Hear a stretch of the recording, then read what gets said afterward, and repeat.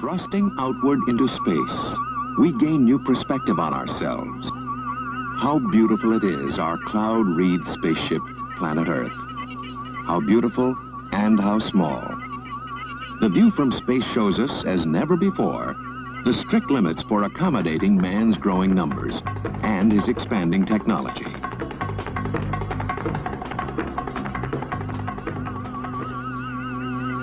The Earth seen whole is a compelling reminder of the need to safeguard our earthly resources, soil and the land,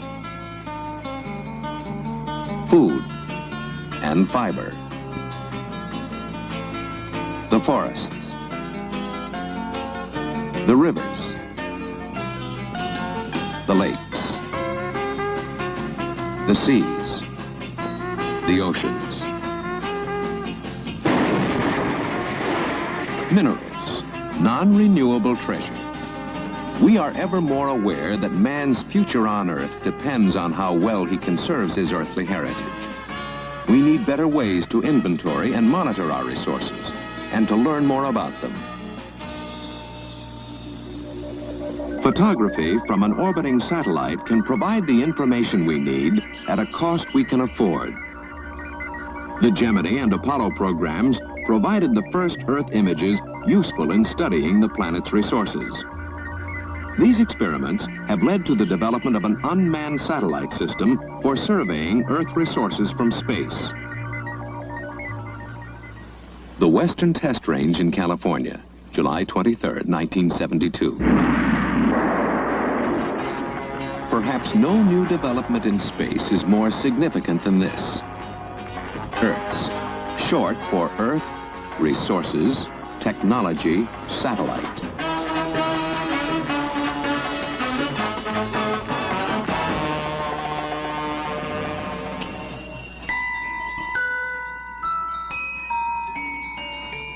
Earth-1, the first experimental Earth satellite, circling the Earth pole to pole. Its job, to send back images of the Earth's surface about which we need more information. Images obtained most readily, or in their most useful form, by remote sensing from outer space. Seen from far out, the forests and fields reveal the spread of disease and insect infestation. A spacecraft can provide geologists with clues to where to search for oil or metals. Space imagery can give us new knowledge of living marine resources. It offers an ideal means to monitor change, an ocean chewing away at the edge of a continent, a desert's advance, a volcano's fury, a glacier's creep, the dynamics of land use, and the growth and decay of cities.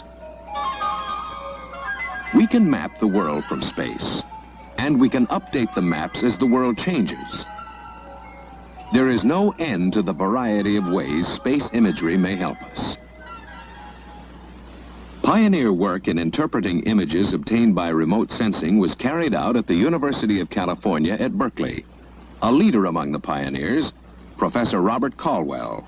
For approximately 50 years, man has been taking inventory of various Earth resources such as timber, forage, soils, water, mineral, and agricultural crops through the use of conventional black and white aerial photographs that have been taken from an altitude of 3 to 4 miles above the surface of the Earth. One such photograph is shown in this view of our NASA San Pablo Reservoir test site, only a short distance from the Berkeley campus of the University of California, in which our work is headquartered.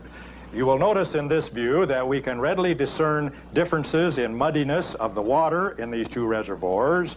We can see grassland differentiated from timberland and brushland, and even among the tree species to tell hardwoods from conifers and something of the volume of each. Within the past few years, NASA has provided us with imagery taken from an altitude of 14 miles instead of 3 or 4. On this photography, it is possible to see essentially the same resource features as on the larger scale photos, and we cover a tremendously increased area because of the higher altitude. Now, NASA has made the great leap from 14 miles to outer space. Earth is a flying observatory, orbiting the Earth about 500 miles up. It carries 2 independent image sensors. One is a camera system, essentially 3 cameras in one. Each camera is sensitive to a different color band in the electromagnetic energy spectrum. The 3 cameras simultaneously photograph the same area 100 nautical miles square. They take overlapping pictures as the spacecraft travels. The other sensor, sensitive to 4 spectral bands, is a line scanning device. Its optical system scans across the same 100-mile wide path. If a ground station is in sight, the spacecraft transmits the data from the sensors immediately. Otherwise, stores it on tape for transmission later. The satellite's orbit, near polar and circular, takes 103 minutes. Due to the Earth's rotation, each new orbit is displaced about 1,500 miles to the west at the equator. The spacecraft makes 3 passes over North America daily, 14 around the globe. Each new day's path overlaps a part of the previous day's track. Thus, the Earth is progressively viewed at the same local time daily and is completely covered every 18 days, except for small areas near the 2 poles. At Goddard Space Flight Center at Greenbelt, Maryland, the Operations Control Center monitors the spacecraft's flight night and day, watching every element of its operation and issuing orders that control its performance. Each time the spacecraft comes over the Arctic horizon, it sends its stored data to the nearest of 3 ground stations, which records it on tape. It continues to send data to the nearest ground station in sight.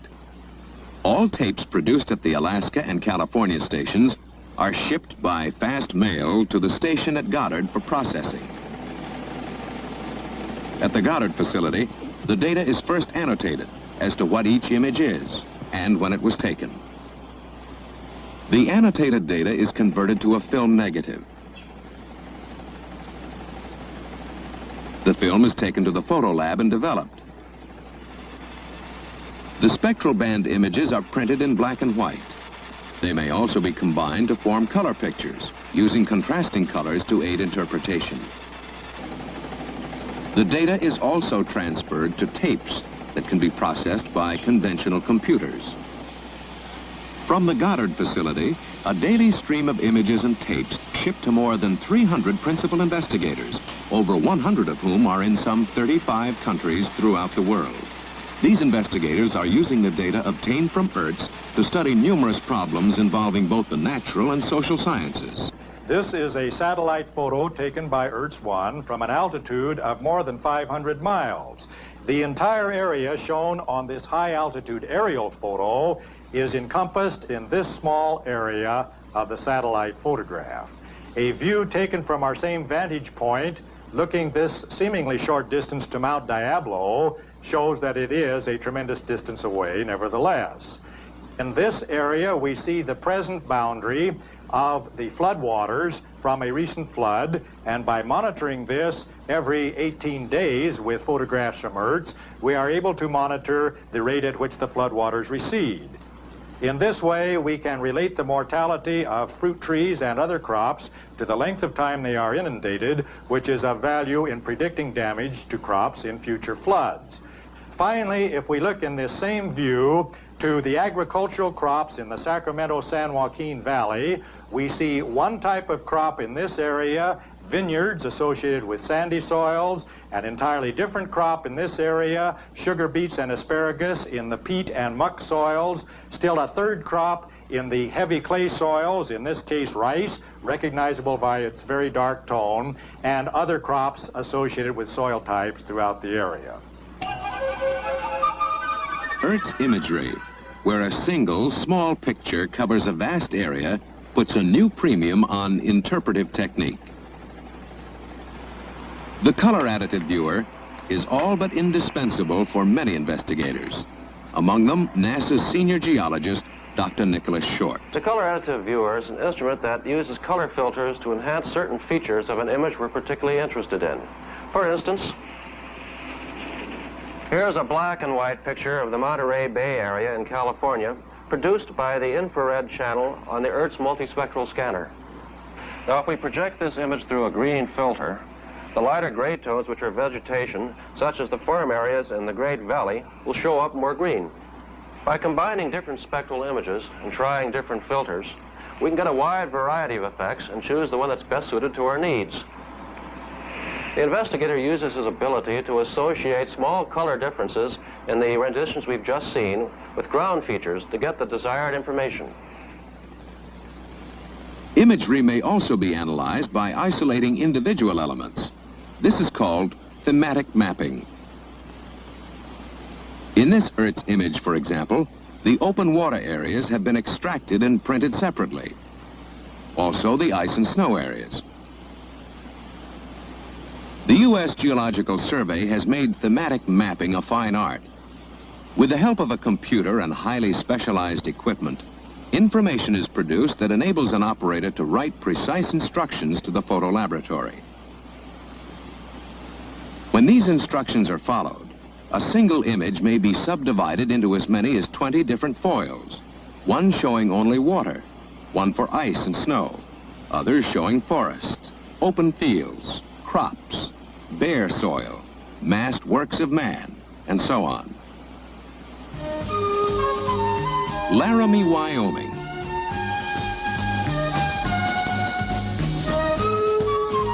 For scientists at the University of Wyoming, an Earth-size assignment.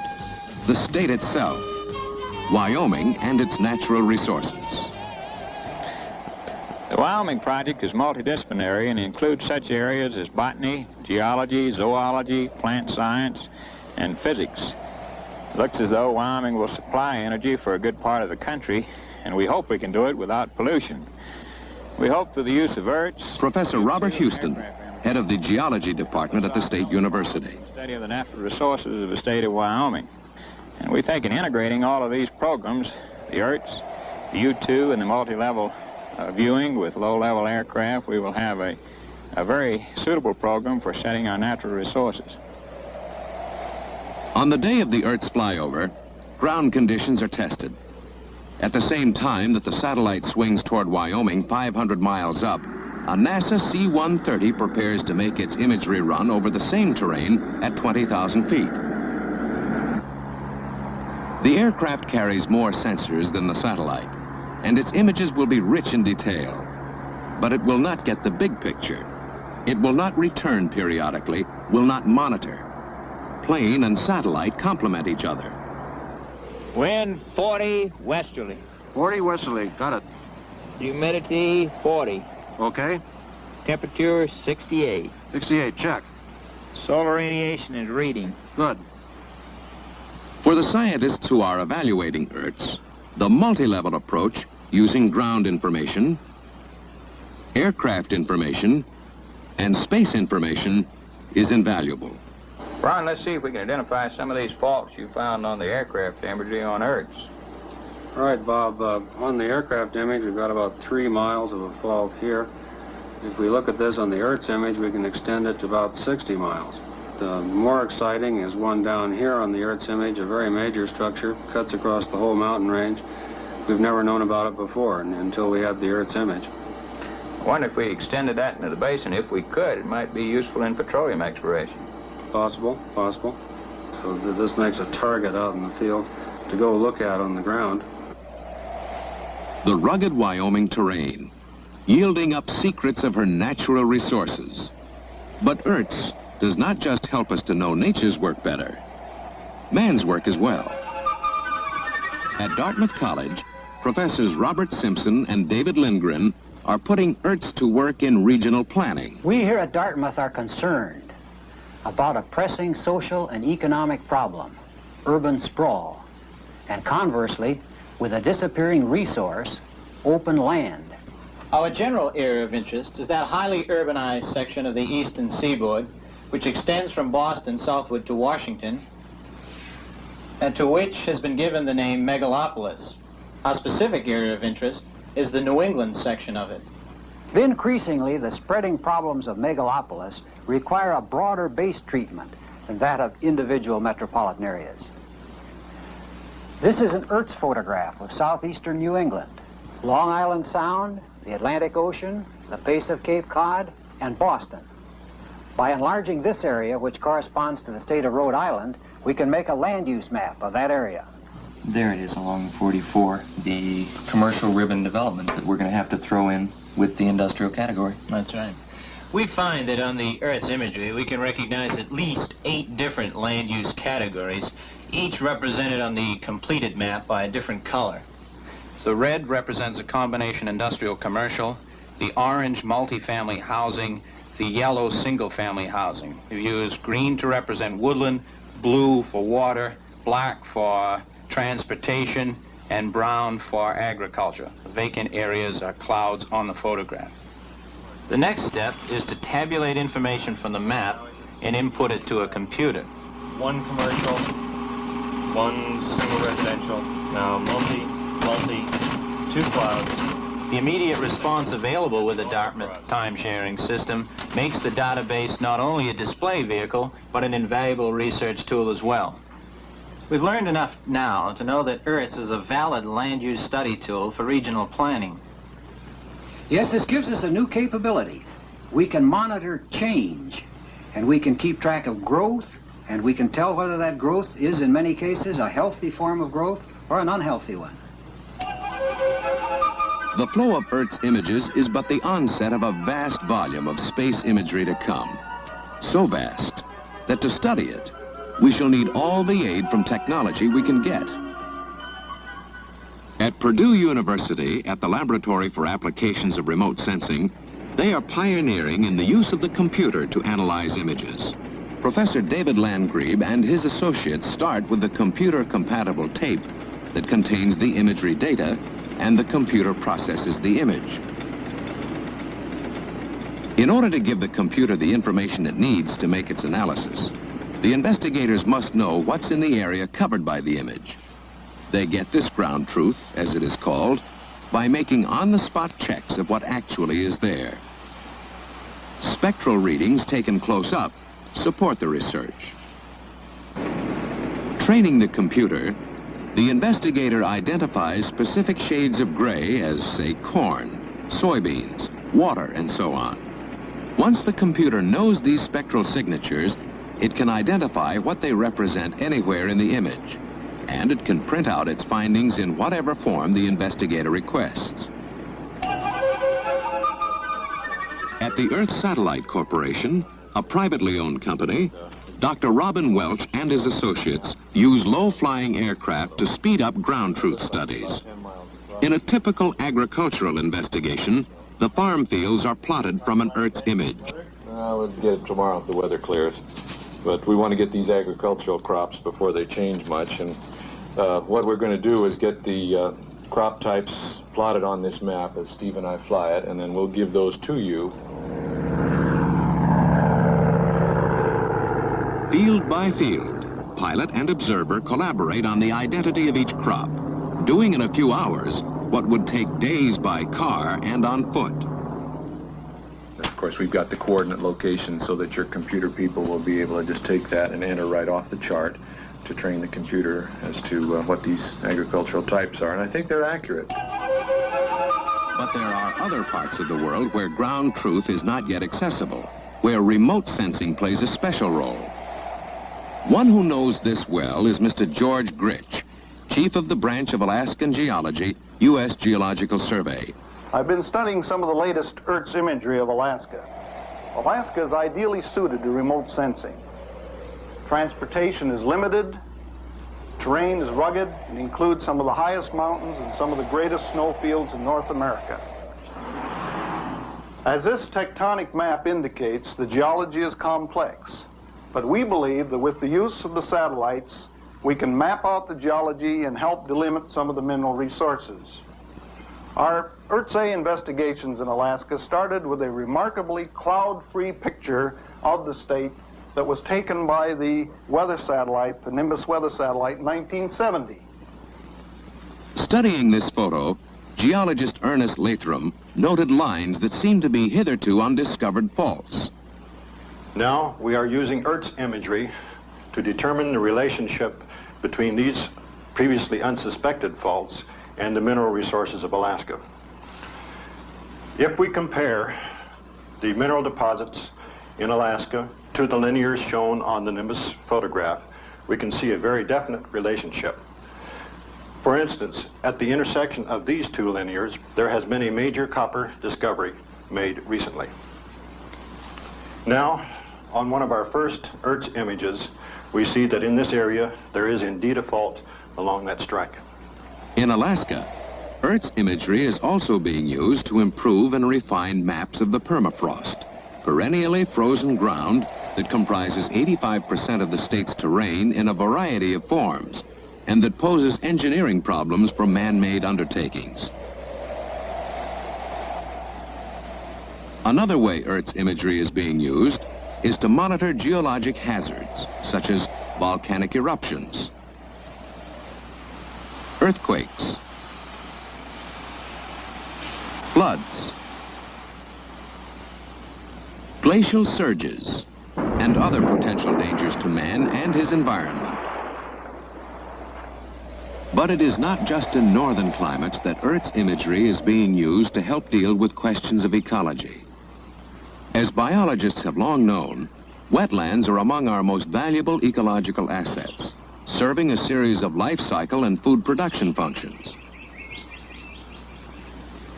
The work of Professor Richard Anderson at American University may prove a useful aid in protecting the public interest. In coastal areas, wetlands below the mean high tide line legally belong to the people at large, but costly, drawn-out court fights often arise as to just where the boundary line is in the hard-to-access terrain. The upper wetland boundary is shown very clearly on this tree island. Also, the boundary between upland and wetland is very clear in this area. And I think that means we're going to be able to say a lot about the mean high water line in wetlands, distinguishing between what is publicly owned and privately owned wetland, and avoid litigation over wetland boundaries in the future. In addition to remote sensing from space, Earth has another important capability. It collects and forwards data from sensors on the Earth. Data, for instance, about river flow and precipitation in New England, a region with a long history of flood disasters. 21 died during this flood.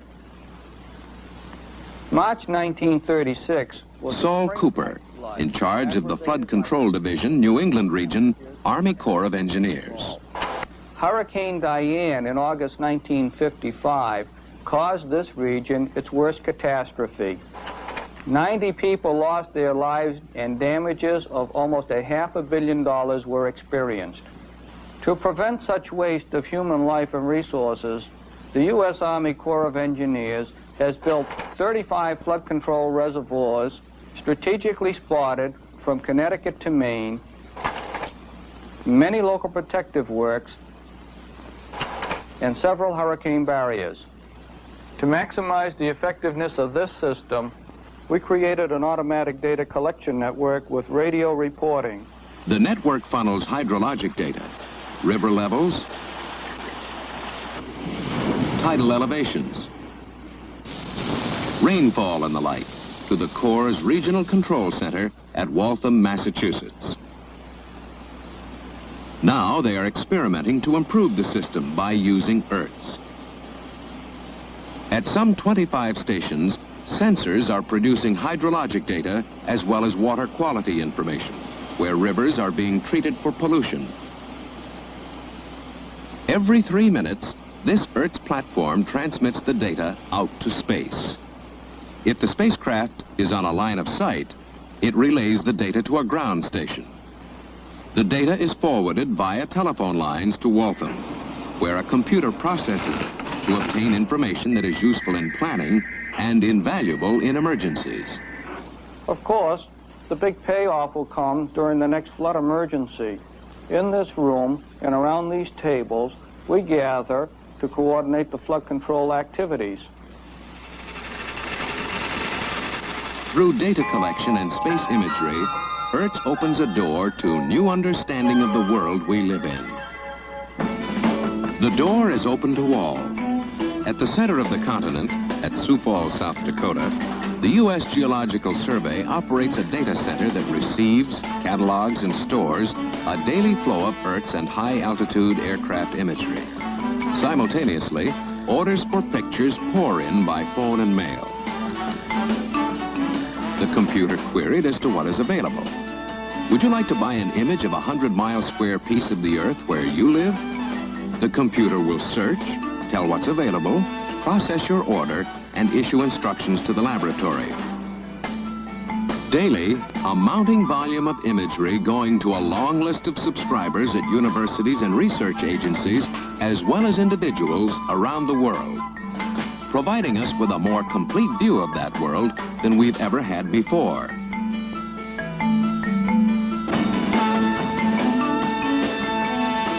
With Earth's, man began the first comprehensive inventory of his earthly resources, and he launched a valuable new means of obtaining information needed to manage those resources for his future well-being.